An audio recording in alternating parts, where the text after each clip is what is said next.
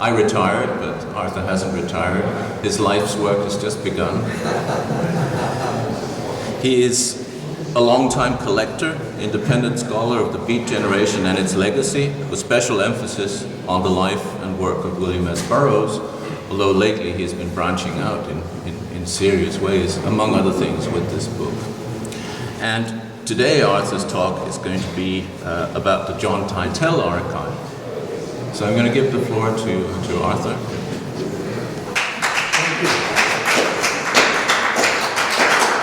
Thank you, John.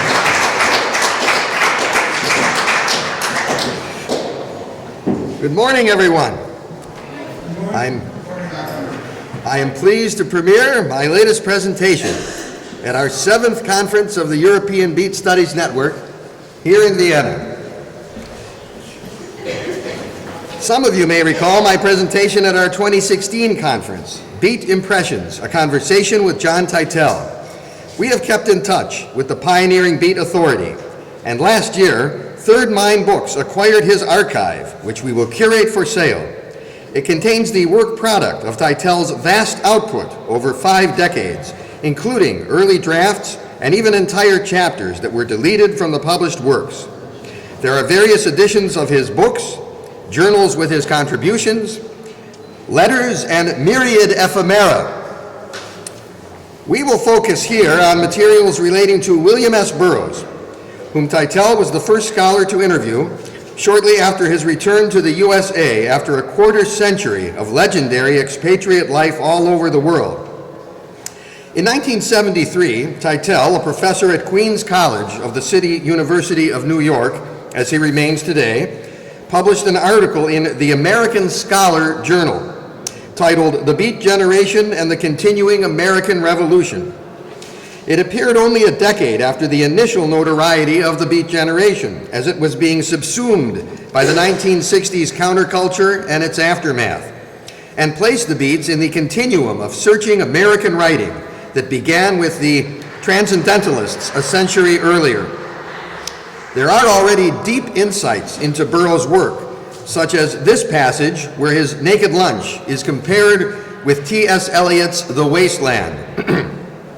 Burroughs takes the motif of the unreal city from The Wasteland and compounds it with a nauseating imagery of hideous physical disintegration and degradation that promises a state of future plague. His hanged men episodes in Naked Lunch are grotesque parodies of the talismanic material Eliot himself parodied with the Grail legend in The Wasteland. The article drew the acclaim of Allen Ginsberg, who then distributed it to Burroughs and began a collaborative correspondence with John as the latter conceived a book-length study that would ultimately center on Burroughs, Ginsberg, and Jack Kerouac and be titled Naked Angels.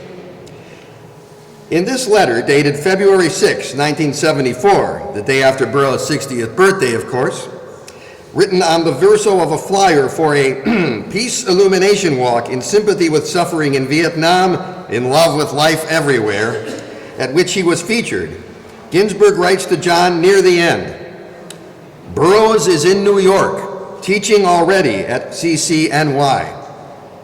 Shortly before Burroughs returned to New York City from London, he began a correspondence with John. In this postcard from near the end of 1973, Burroughs wrote, "Dear Mr. Tytell, many thanks for the essays which I found brilliantly perceptive. Perhaps I have gone too far in rejecting the concept of a movement. All the best to you for Christmas and New Year. Signed, William Burroughs. P.S. The Third Mind is not yet published." Indeed, the first French production of Burroughs and Brian Geison's The Third Mind, the cut-up classic and namesake of our enterprise, was issued over 2 years later in 1976. The American and British editions in 1978 and 1979, respectively. The main note addresses a long thread of controversy that Burroughs went back and forth over. His admissions and rejections of his founding membership in the Beat generation, and even its existence. As you may recall from my previous presentation, John has always emphatically confirmed Burroughs' status as a Beat, whether or not he could bring himself to acknowledge it. Here is the recto of the postcard. It is a detail of a Florentine fresco by Andrea di Cione di Arcangelo, known as Orcagna, a late Gothic artist. Orcagna lived and worked during the 14th century when the plague, the Black Death, caused much of Europe's population to die in gruesome agony. The work is titled The Last Judgement, according to the postcard, or The Triumph of Death in other sources. Undoubtedly, one of John's essays that Burroughs found brilliantly perceptive was the one that Ginsberg had forwarded to him, quoted previously, with its insight that Naked Lunch conjures the promise of a state of future plague. And so, this was a Burroughsian wink that typically requires some background research to properly appreciate. About 8 years after this greeting, Burroughs published Cities of the Red Night, the first of his late trilogy. This first edition dust jacket shows a detail of the painting Triumph of the Dead by Pieter Bruegel the Elder, from about a century after Orcagna's artwork. From Orcagna to Bosch to Bruegel to Burroughs, the frenzied theme of plague and virus resonates. Notice also the scantily clad male warrior confronted by a menacing female figure, a wild boy ancestor. As he said, nothing is an accident. This relic is our iconic symbol for the critical Burroughs materials in John's archive. By the spring of 1974, Burroughs was settling in Manhattan, teaching his class at City College and living briefly in a Soho loft and then in the long term on the Bowery at The Bunker, a former YMCA locker room. It seems so appropriate somehow, as Burroughs said in another context, with young James Greyholes, who would be his assistant and companion for the rest of his life. During March of 1974, John visited Burroughs to conduct an interview that would be the basis for the chronology and analyses set forth in the Burroughs chapters of Naked Angels. John recorded the interview on 2 cassettes in the archive. Listening to the restored recordings and reading our transcriptions of them was most enlightening. Even the ambient sounds of traffic and triviality added to the sense that we were in John's shoes, conversing with Burroughs. John's transcription of the interview was most recently published in The Beat Interviews, and while the essential points come across, his version is, understandably, compacted and edited from the full recording. Let's listen to a disturbing episode from the interview, heretofore unpublished, about which I will first quote John's recollection in a later essay. Mustering all my courage, I asked him to describe the circumstances of the fatal shooting of his common-law wife, Joan Vollmer Adams, in Mexico City in 1951. I knew this disastrous event was a personal fulcrum for Burroughs, the wound that finally precipitated his art. Burroughs winced, then mumbled a reply while moving out of range of my tape recorder. I practically had to read his lips. It was an enormously uncomfortable moment for both of us. Here is that moment. That was after the accident with Joan Adams. Yes, it was. Could you describe that to me? Because again, that's something that I've heard such different accounts of. No, I just stopped talking about that years ago. Well, I can understand that. During this period, Burroughs began readings that would be a hallmark of his later years. On April 21st, 1974, he read at the West End Bar near Columbia University, where he, Ginsberg, and Kerouac, the original Beat Troika, first gathered 3 decades earlier. John attended this reading with his wife, the celebrated photographer Mellon, who took this image of Burroughs outside the bar at the time of the reading. As John wrote in his and Mellon's 1999 production, Paradise Outlaws, Remembering the Beats, which combines his text with her images, Burroughs looked like a British banker and read with a formal reserve that contradicted the hilarious excesses of his characters. His precise, deadpan dry delivery seemed like a sober cover for the extremities he described. In another photograph that Mellon took that afternoon just before the reading began, Burroughs is leaning on the front of an upright piano, staring into the flame of an old kerosene lantern. Her eye caught a noose in the way the cords of a Venetian blind draped behind Burroughs' shoulder. It is a subtle evocation of the hanging figures in the notorious orgasmic death scenes repeated throughout Naked Lunch. John recorded this historic return reading. Here is a short passage.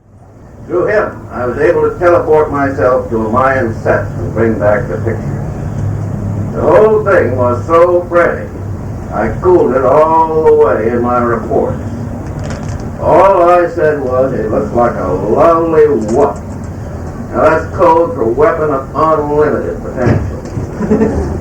He's hiding up now. The old priest rocks back and forth. The wires stand up on his spine and his eyes light up inside. This flyer announced a reading featuring Burroughs and John Giorno, the noted poet, artist, impresario, and the owner-occupant of the building in which the bunker is located. It took place on April 24th, 1974, at St. Mark's Church, site of the Poetry Project founded by Anne Waldman, which was the subject of our colleague Tony Hoffman's presentation at last year's conference during its 50th anniversary. On the blank verso is this note from Burroughs, inviting John to a party at Waldman's after the reading. This reading was also recorded by John, and we will now hear a brief passage. The chief cover story is an eccentric old French monk who is translating the Koran into Provenzano. And sometimes he will pull cover and bore his guest catatonic. You see, he really knows Provenzano and Arabic. But the chief wasn't pulling cover tonight. He was expanding. And watch your step, Rogers, I told myself, sipping a weak scotch. I think you are the man for a highly important and I may add highly dangerous assignment, Rogers. John also audited some of the classes taught by Professor Burroughs during this time. There is a group of manuscripts in the archive that were not included in Naked Angels and have never been published, including Burroughs-related writings. Of particular importance are the last 8 pages that cover his activities up to this period. Here I quote John's impressions of a Burroughs class session during April 1974. Burroughs set his battered but distinguished leather briefcase on the desk and propped an old alarm clock next to it. In a casual yet brisk manner, Burroughs commented on the work of the student writers in the class, who seemed to be obviously influenced by his own style. There was some good work, an excellent parody of Eisenhower's farewell address, and a speech by Johnson using cut-ups with devastating humor. Burroughs now sees writing as a film set, a director who must coordinate script, soundtrack, and visual elements. Much of the class was spent in discussion of the problems inherent in adopting literary works like Fitzgerald's story, Babylon Revisited, to film. Burroughs read from his own film script on the gangster Dutch Schultz to demonstrate the proposition that movies should stress action and not talk. The final 10 minutes were devoted to a short lecture on how control systems affect communication.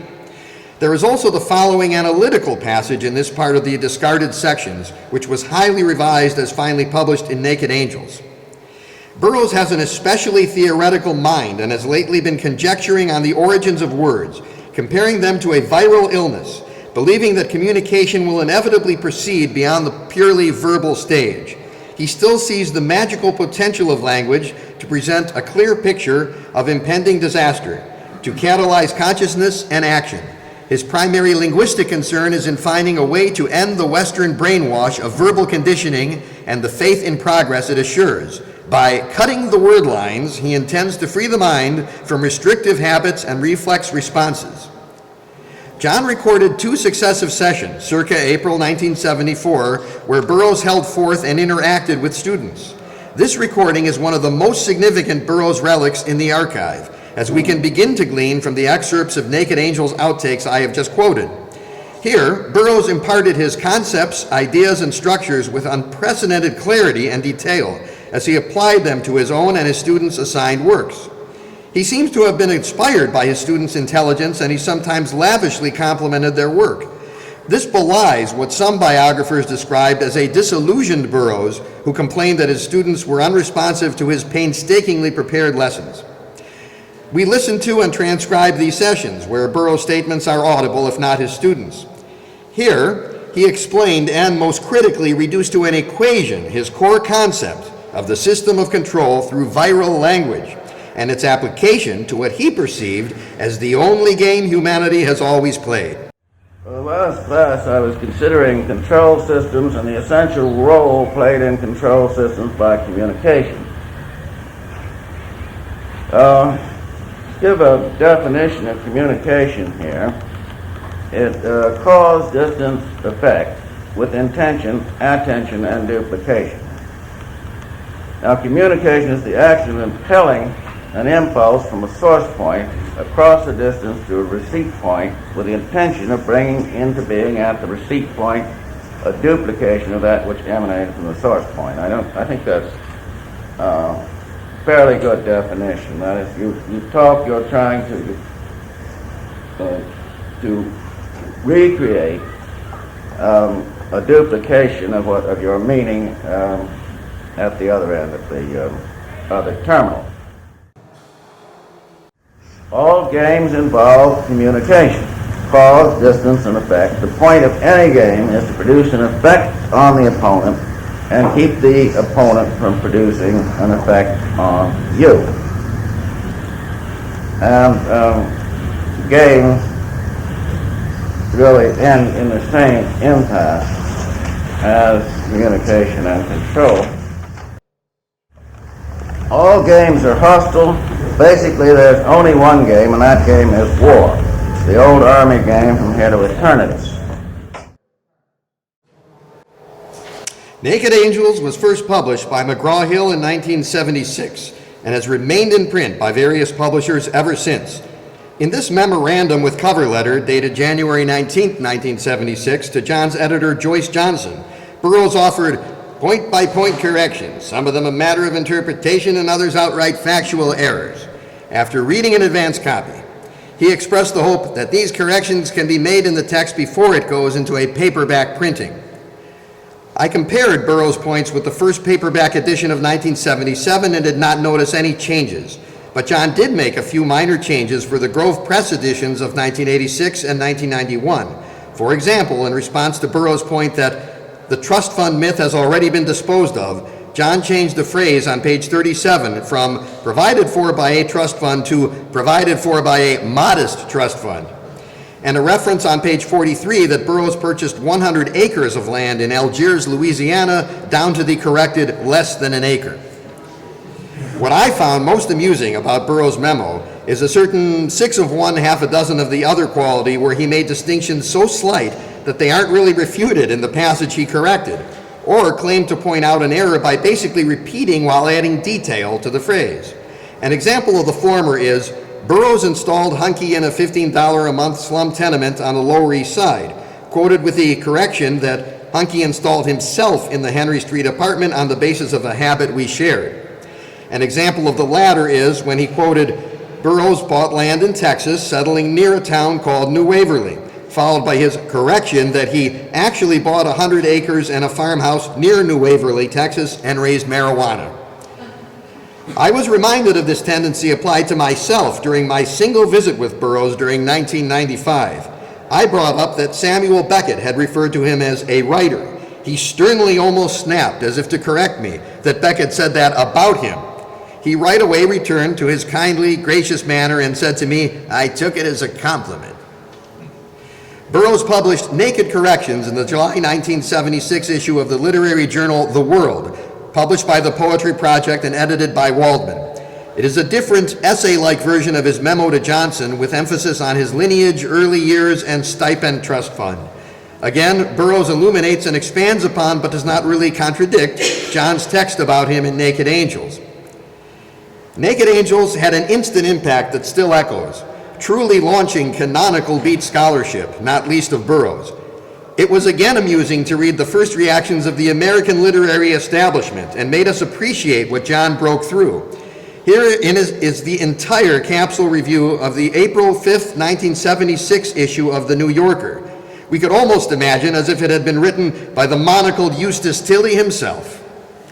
At first, the earnest rhetoric and the unrelenting pace of this adulatory treatise on Jack Kerouac, Allen Ginsberg, and William Burroughs seems ludicrous, as if some unglamorous local landmarks were suddenly declared masterpieces of world architecture. But Dr. Tytell exhibits such energy, conviction, and unexpected brilliance that he just about wins one over to his extravagant claims. Placing the Beat movement against the backdrop of the 50s fear and hysteria, he recounts the bohemian careers of these three writers, then presents sympathetic readings of their works. Free of those notions of taste which have often consigned the Beats to the unspeakable, he treats the most shocking and perverse passages with the same intentness that he brings to all the others, and ends by compelling respect. People who have been unable to accept Burroughs' erotic ecstasies over pain and death, or Kerouac's endless streams of consciousness, or Ginsberg's withering Jeremiads, may well find Dr. Tytell's paraphrasings and quotations easier to take, or at least easier to understand. In all, he leaves a reader with the sense that the Beats were perhaps the last literary avant-garde to have undergone risks that were heroic. Among the earliest translations of Naked Angels was this Japanese edition, published in 1978. In this letter, dated November 23, 1977, the translator writes to John, "We have scarce knowledge of narcotics. What is yahe and how is it pronounced? And what is yucadol? As well as, what is ayahuasca horrors in Peru?" Page 90. We do not have a copy of John's reply, but I'm sure he set the earnest translator straight on these matters.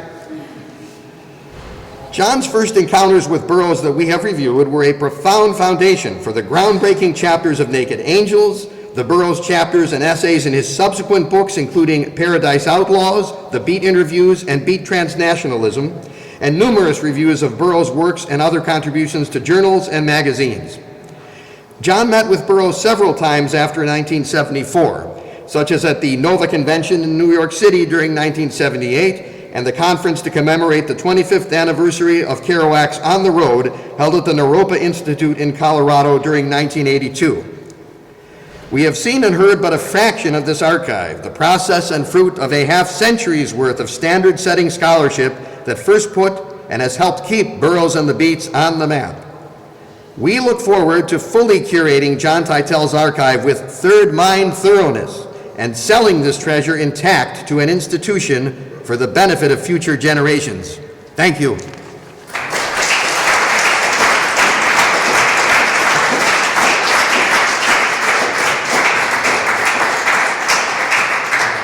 Thank you.